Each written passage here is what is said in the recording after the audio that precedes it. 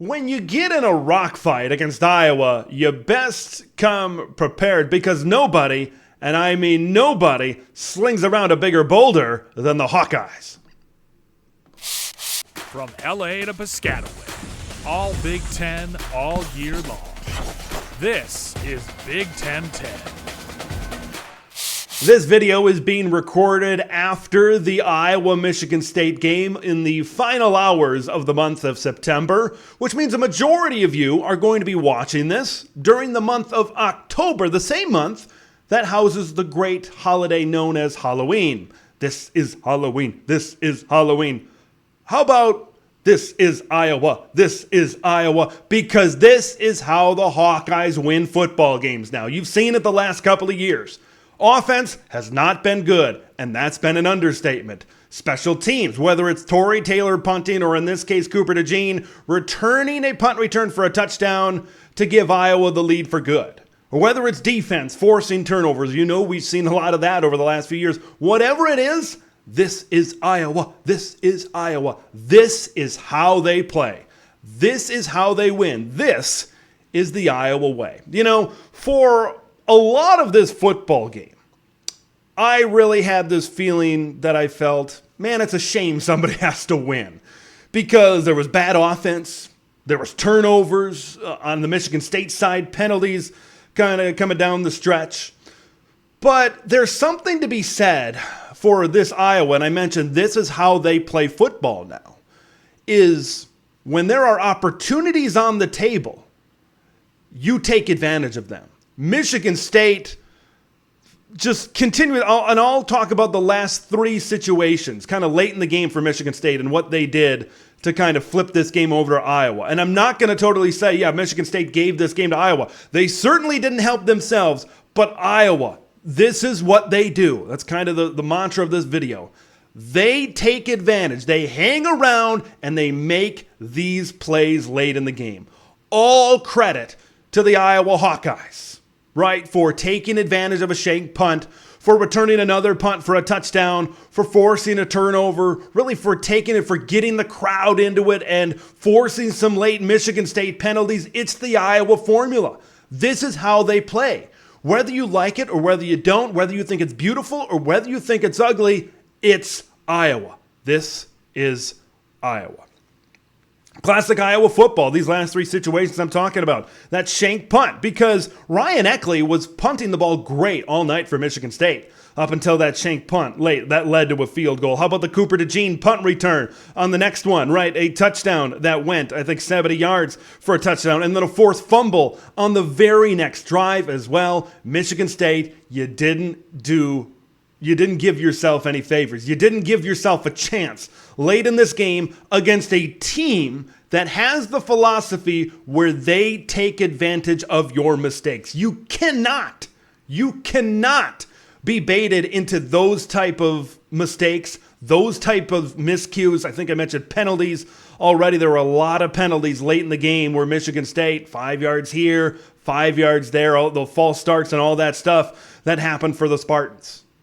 But like I said, you got to give credit to Iowa. This is their formula. This is what they do. This is how they win football games. All right, let's dive into this one a little bit more. Of course, the big storyline is going to be Cade McNamara's injury. And it's unfortunate. If this is a longer-term thing, I think there's a lot to figure out on offense for the Iowa Hawkeyes right now.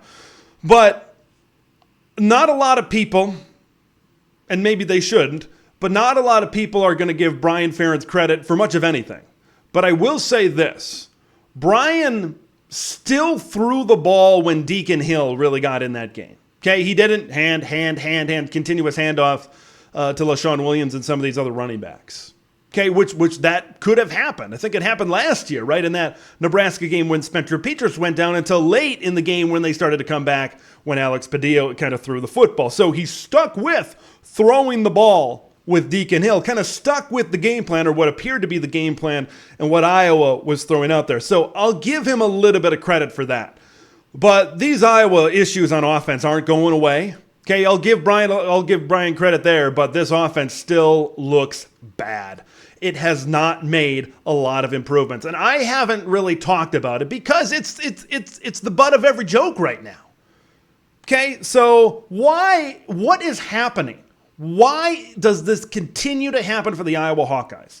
I think there's two things that I really want to pinpoint in terms of the offensive issues for Iowa. First thing I want to talk about is these wide receivers. Okay, they didn't help. Early in the week, Kirk Ferentz says, yeah, maybe we should get the wide receivers involved. A novel concept. I kind of poked fun of it at the time in the live show. But now you kind of look around and say, these wide receivers aren't doing these quarterbacks or this offense any favors. A whole lot of drop balls. I've mentioned Caleb Brown on occasion. And he had an opportunity for a catch. His first catch of the year ended up dropping it. Okay, there are a lot of drops in other key situations that could have, if you were playing a competent football team, could have cost you the football game. Let's talk about the other side of this thing as well, and it's the offensive line and the run game. I thought Michigan State, their front, bigger, physical. They were getting on the other side of the line of scrimmage. This Iowa offensive line, it's taking a while to really show the progression, right? We're so used to Iowa having studs on that offensive line, and they were really young last season. They're still kind of coming together, and it still really hasn't clicked on the offensive line. We've seen that in a couple of different games here this season. What was it, around just over 60 yards rushing throughout this game? Not much of a run game. So I said coming into the season with Cade McNamara, and the same definitely is the same for Deacon Hill when he's in there. Okay, if this offense can't run the ball, you put the ball in the air and you trust the pass game for Iowa to try to get points on the board. And what did I just mention about these wide receivers? Right now you can't trust them to catch the football. So what is it? Your tight end passing game is a tight end. Look, I know Eric Hall is doing great, but no Luke Lachey for the rest of the season. Is your tight end passing game going to be enough to win you football games down the road against some of these other teams that you're going to be facing off with for the rest of this season? I don't know. I still think that there are a lot of issues despite Iowa getting away with the victory. So what happens next? You got Deacon Hill. You're down to LaShawn Williams and a lot of younger running backs. Your offensive line doesn't look great. What happens now? I think those are big questions that need to be answered for Iowa, because Deacon Hill, look, he could have folded up the 10 and he could have looked much worse than he was.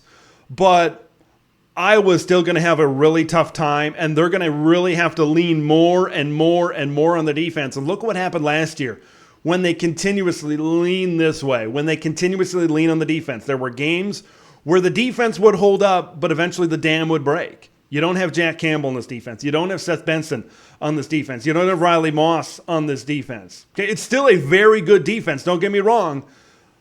But is it as good as last year where they can hold up for that amount of time? I'm just not sure.